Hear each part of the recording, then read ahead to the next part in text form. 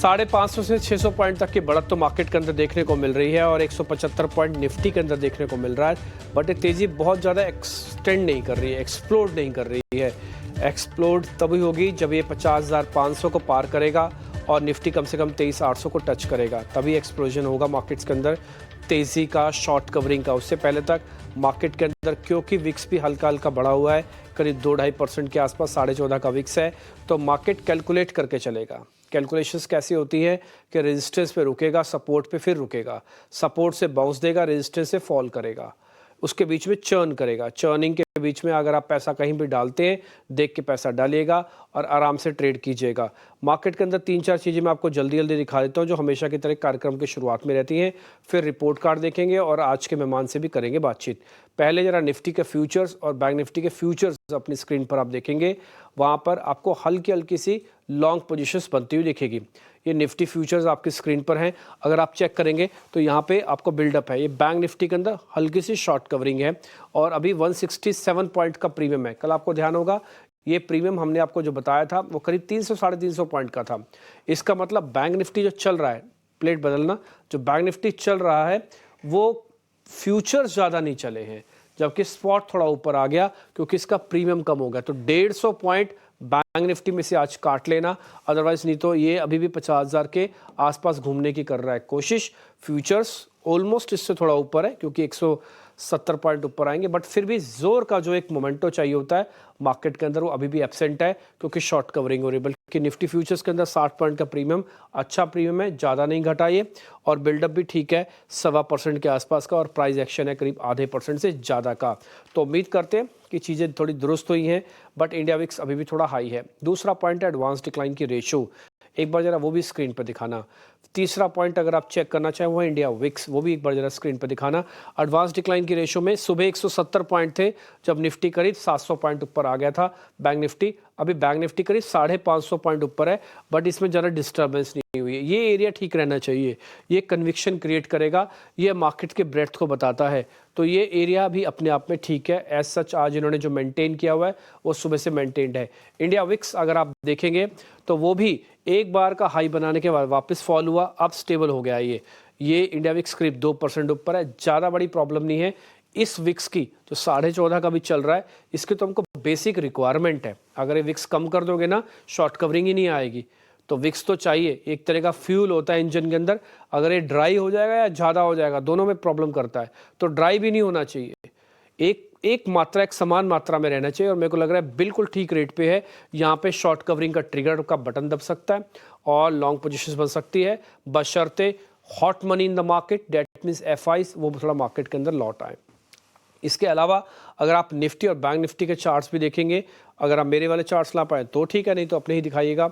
उसके अंदर देखेंगे आपको बार बार एक छोटा सा रेजिस्टेंस इसी रेंज में देखने को मिल रहा है। ये वो 550 वाली रेंज है। एक बार ये पार हो जाएगा, यानी कि इसमें 180 पॉइंट अभी आप देख पा रहे थे, और चलेगा तो बढ़िया होगा। ये 49,800 है, ये 50,000 की रेंज है। एक बार ये पार हो जाएगी तो ये भी नया हाई बना देगा। अगर जब तक ये पार नहीं होता तब तक तो रेंज में रह के आप आराम से प्ले कीजिएगा। नो एग्रेशन, नो डिप्रेशन जो है, मैंने सुबह भी आपसे कहा था, कल भी आपसे कहा, जो है उसी को संभाल के बैठो। Right by and sit tight इस समय आप होना चाहिए आपका, तो आपको मार्केट उड़ा के लेके जा सकता है। ट्रस्ट मी, अगर सब कुछ चंगा सी टाइप रहा, यानी कि थोड़ा बहुत बैंक निफ्टी का आगे खबर कि भाई 0.5% का कट आ रहा है, थोड़ा टैरिफ वाला मामला पीछे हट गया, थोड़ा रुपए की कमजोरी होगी, तो देखिए शॉर्ट कवरिंग इतनी स्पीड से आ सकती है और बड़ी लेवल की आ सकती है कि ये लेवल्स ना आप इसके लिए वेट करते रह जाओगे, फिर ये लेवल्स नहीं मिलेंगे। मैं हिंट तो नहीं बता रहा ढंग से, बट इतना ज़रूर बताना चाहता हूँ कि बारूद तो है मार्केट के पास काफ़ी ज़्यादा, बट थोड़ा इंतज़ार है उसके स्पार्क होने का या उसके इग्निशिएट होने का।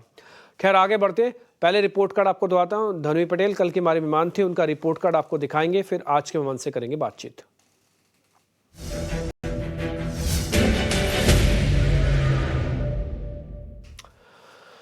तो धनी पटेल ने जो रिकमेंडेशंस दी थी कल, हिंडाल्को की थी, उसमें करीब 4% तक का गेन आया होगा। आपको ध्यान है कल हमने सेलेक्टिव शेयर्स पे बातचीत हो रही थी। चोलामंडलम इन्वेस्टमेंट करीब 3% का, BEL बेचने की रिकमेंडेशन थी, स्टॉप लॉस हिट हुआ उनका। तो जो भी ट्रेड होते हैं हम अब सब कुछ आपके सामने रखते हैं। अगर प्लेट नंबर 2 है तो वो भी दिखा दो जरा जल्दी से। हिंडाल्को 4%, चोला 3%, BEL स्टॉप लॉस हिट हुआ है। तो सेलेक्टिव ट्रेड से, जैसे मैंने कहा, अगर कुछ और ट्रेड है तो प्रोड्यूसर साहब दिखाइएगा, नहीं तो फिर हम आगे बढ़ें और आज के मेहमान से करते हैं बातचीत। प्रशांत सावंत हैं आज के हमारे मेहमान, उनसे होगी बातचीत। प्रशांत जी, बहुत शुक्रिया, थैंक यू वेरी मच समय देने के लिए। आपका टेक क्या है? हम पॉलिसी से पहले खड़े हैं और बजट को लेके आए हुए हैं। बजट ने सब कुछ तो खैर मैं क्या बोलूँगा, बट हाँ, सेंटिमेंट को थोड़ा बूस्ट किया है। और जो अभी पॉलिसी है उसमें एक्सपेक्टेशंस चल रही है कि शायद कुछ कट आ जाए। आपका टेक कैसा इंडेक्स पे? निपी जी, गुड आफ्टरनून। सबसे पहले मुझे आपने जिस तरह से शब्द मॉडिफाई किए वो बहुत पसंद आया।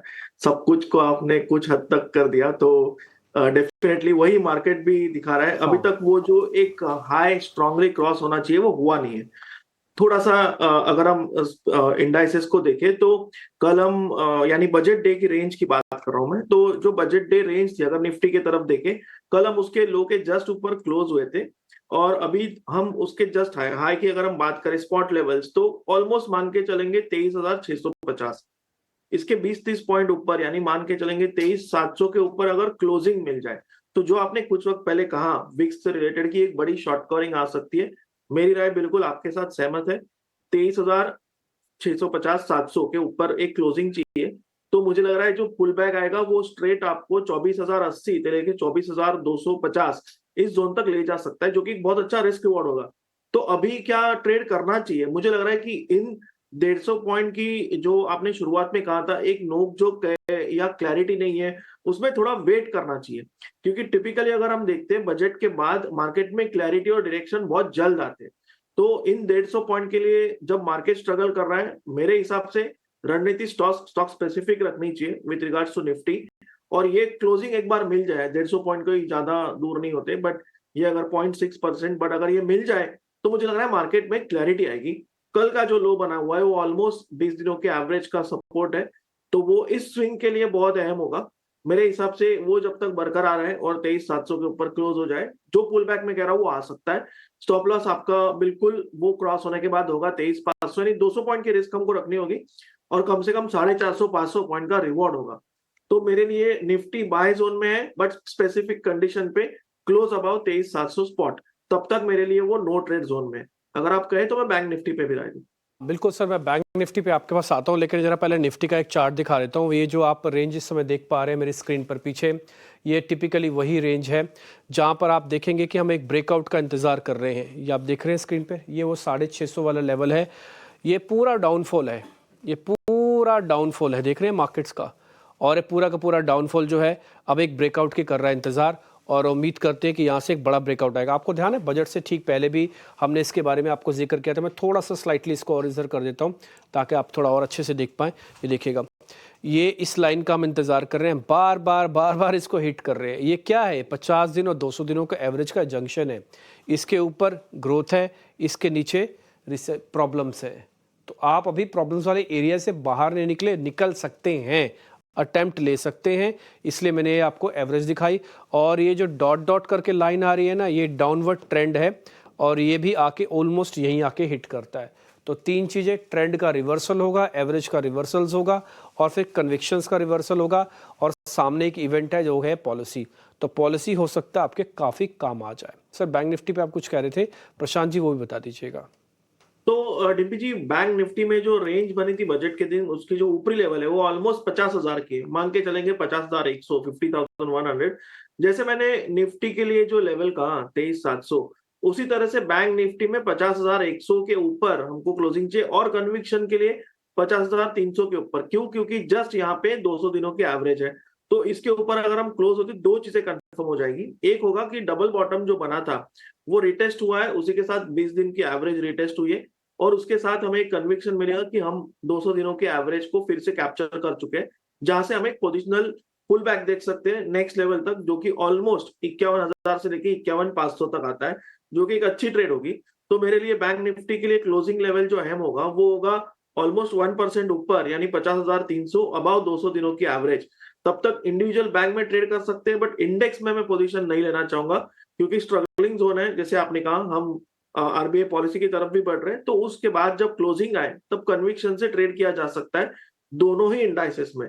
जो कल के दिन के लोज हैं वो बहुत अहम है। तो अगर आपके पास पोजीशन है तो वो आपके लिए क्लियर कट स्टॉप लॉस होंगे। पॉइंट टेकन है। जो आपने दोनों लेवल्स बताया, हम देखें, जो आप बोल रहे हो हम दिखा रहे हैं, और हाथ कंगन को आरसी क्या, पढ़ा लिखो को फारसी क्या, इसलिए हम आपके सामने सब कुछ दिखा रहे हैं। और ये चीज़ बैंक निफ्टी के सामने भी हम आपको प्रूव करते हैं। एक बार जरा चार्ट मेरे वाला स्क्रीन पर लेके आइएगा, आपको यहाँ पे दिख जाएगा ये डॉट लगा हुआ है ना, ये 50, 200, 300 वाली रेंज है जिसके बारे में सर कह रहे हैं। ये कोइंसिडेंटली 50 दिन और 200 दिनों की एवरेज है। देखो, टेक्निकल्स का एक बेसिक होता है, 50 दिन नीचे ले आओ और 200 दिन ऊपर ले आओ तो मार्केट चेस करने के लिए जाता है। जब 50 डेज़ की एवरेज ऊपर चले जाते हो और 200 दिनों की नीचे एवरेज सपोर्ट के लिए खड़ी होती है, तब तक तो आप एक रेंज में चलते जाते हो। लेकिन ब्रेकआउट कराने के लिए इस वाली लाइन को नीचे करना होगा और इस वाली लाइन को ऊपर, और जो कि अब जंक्शन पे आ गई है। जंक्शन आते ही ग्रीन वाली लाइन नीचे जाती आएगी और 200 लाइन की लाइन ऊपर आ जाएगी। इंपॉर्टेंट है ये, कहने का मतलब इतना पढ़ाई मत कीजिए आप, बेसिक समझ लीजिए कि 50 230 50 300 पार हुआ तो बढ़िया मूवमेंट आ जाएगा मार्केट के अंदर, रिवर्सल ही हो जाएगा, आप ऐसा समझ लीजिए। फिर आप बाइंग ऑन डिप्स, आपको फील होता था ना कि मैं तो डिप में बाय करता हूँ, अब तो चलता ही नहीं मार्केट, वो सब खत्म हो सकता है। और इसके पीछे एक फोर्स काम करेगी, वो प्रशांत जी भी जानते हैं, वो है FIs। 10% पे लॉन्ग है बॉस। कब तक आप दूर रहोगे इंडियन मार्केट से, कब तक? अच्छा बजट, अच्छी पॉलिसी, अच्छी ग्रोथ अगर मिलती है तो क्यों दूर रहोगे आप? 10% FIs, सबसे ज़्यादा ग्रोथ वाली इकोनॉमी के अंदर, बड़ी हैरानी की बात होती है कई बार। और 20 दिन हो गए देखते देखते। खैर, एनी हाउ, आगे बढ़ते हैं शेयर्स की तरफ। आपके सामने स्टॉप लॉसेस टारगेट ऑलरेडी आ चुके हैं। इंडेक्स पे कन्विक्शन हाई है, बाय कॉल्स हैं और आप उसका भरपूर फायदा ले सकते हैं। अब आते हैं शेयर्स पे। ताज़ा खरीदारी वाले शेयर्स स्क्रीन पर आएंगे।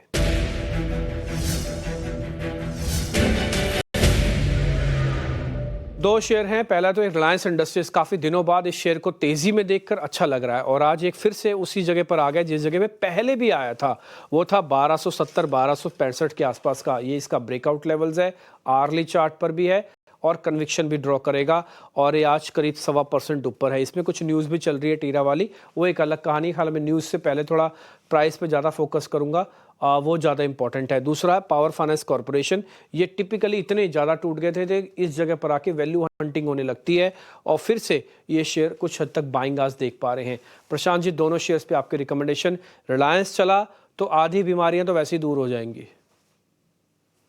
तो डिम्पी जी, यहाँ पे रिलायंस मेरे सिलेक्शन में भी एक हिस्सा है, one of the two shares. तो मेरे हिसाब से ये बाय लिस्ट में जाता है और यहाँ पे जो स्टॉप लॉस रखना होगा, अभी ऑलमोस्ट 1265 के आसपास ट्रेड कर रहा है, 70 के बीच। तो मेरा यहाँ पे स्टॉप लॉस होगा 1245 स्पॉट। और जो टारगेट में देख रहा हूँ, एक पहले रेजिस्टेंस 1300 के आसपास, बट मेरा जो टारगेट है वो 1310 से लेके 1320 का होगा, 1310 1320 ओवरऑल।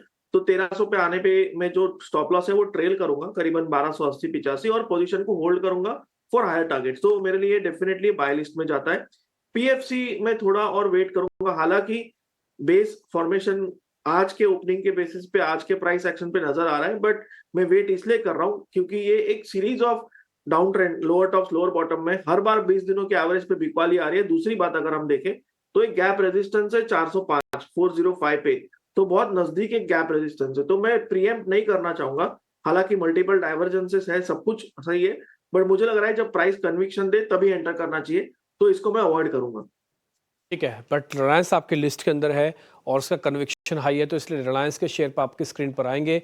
आप उसको जरा नोटिस कर लीजिएगा, स्टॉप लॉस टारगेट सब कुछ लिखा हुआ है। और एक बार जिस रेंज को पार कर रहा है तो 1300 बहुत आसानी से भी पा सकता है। आप देखेंगे 20-22 रुपये, इसको 2 मिनट लगेंगे 1300 आने में, तो इसलिए पहला टारगेट ही 1300 है, फिर 1310 तक है। 1245 का स्टॉप लॉस रखेगा। इसके नीचे जो भी गया, इसका मतलब है कि कन्विक्शन फिर से लूज कर देगा। कहने को 20 रुपये टूटेंगे 1200 शेयर में, लेकिन कन्विक्शन लॉस ज़्यादा बड़ा लॉस होता है। फिर आपकी हिम्मत ही नहीं होती उस शेयर को लेने की, परचेज करने की, रखने की। शॉर्ट कवरिंग के 2 शेयर्स भी होंगे, जरा स्क्रीन पे वो भी दिखाइएगा प्रोड्यूसर साहब, जरा फास्ट दिखाइए।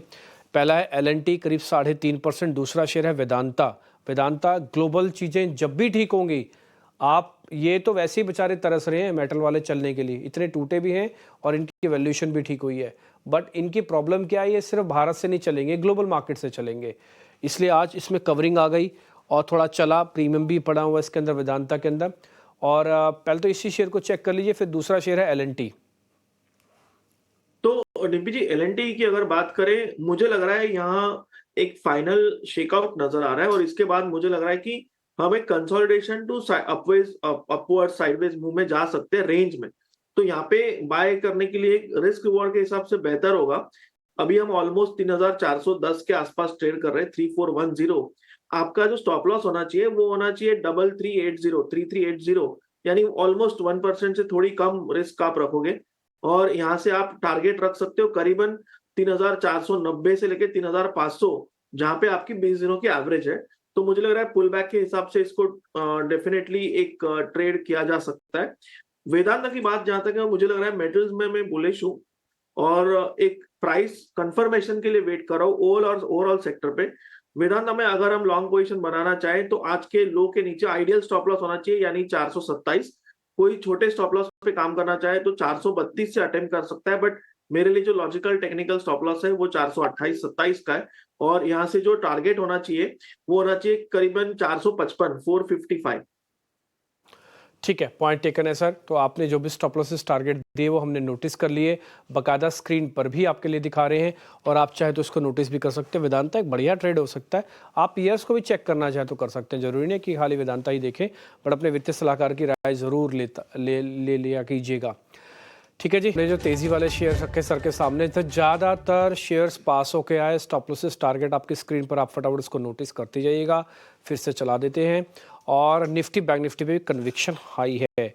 अब आपको फील होता है थोड़ा थोड़ा मार्केट के अंदर कि बाजार जब भी नीचे जाता है तो ऊपर आ रहा है। ये फीलिंग और स्ट्रांग हो जाएगी जब ये ब्रेकआउट्स आ जाएंगे जो हमने सुबह आपको दिखाए, थोड़ी देर पहले दिखाए थे, और साथ ही एफआईएस की होल्डिंग लौट आए, क्योंकि जब तक वो मनी नहीं लौटेगी तब तक बाजार का बेस बना पाना बड़ा मुश्किल है। कब तक डीआईज और रिटेलिंग के बेस पर मार्केट खड़ा रहेगा। खैर आगे बढ़ते हैं, जरा बिकवाली वाले 2 शेयर्स हैं, जरा वो भी आपकी स्क्रीन पर लेके आते हैं। ये 2 शेयर्स हैं।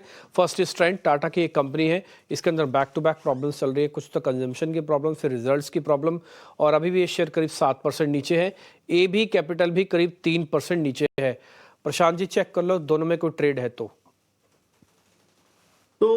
डिम्पी जी, यहाँ पे एबी कैपिटल मैं अवॉइड करना चाहूंगा लैक ऑफ क्लैरिटी की वजह से। इसकी वजह अगर हम देखें तो यहाँ पे एक जो बेस बना हुआ था, जो सपोर्ट है वहीं पे आ रहा है, और वहां पे अगर हम देखें निचले लेवल से थोड़ी बाइंग भी नजर आ रही है, तो मैं इसको अवॉइड करूंगा। और अगर हम ट्रेंड को देखें तो यहाँ हम एक अटेम्प्ट ले सकते हैं, क्योंकि ये स्ट्रांगली बिटन डाउन स्टॉक है और 200 दिनों के एवरेज को रेजिस्ट कर रहा है।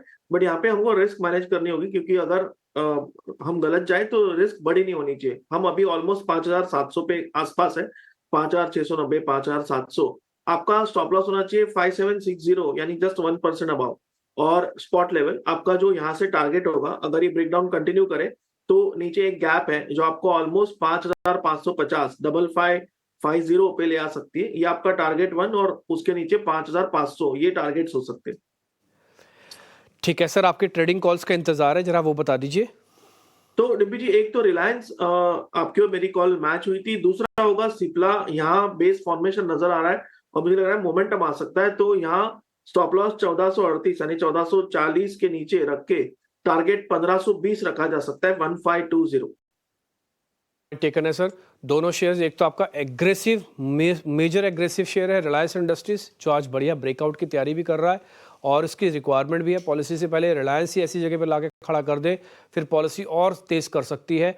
1267 का रेट है, 1310 का टारगेट है। दूसरा defensive sort of aggressive share है सिप्ला, इस पर भी आप ध्यान रख सकते हैं। 2 प्रशांत सावंत के ट्रेड हो गए, कुछ शेयर हमने पता कर लिए उनसे, और एक मंदी का शेयर भी आपके सामने पता रखा है। तो उम्मीद करते हैं कल का रिपोर्ट कार्ड काफ़ी बेहतर होगा। बहुत बहुत शुक्रिया Prashant ji, thank you very much समय देने के लिए। अच्छा लगा आपसे बातचीत करके। फिलहाल इस कार्यक्रम से भी इतना ही।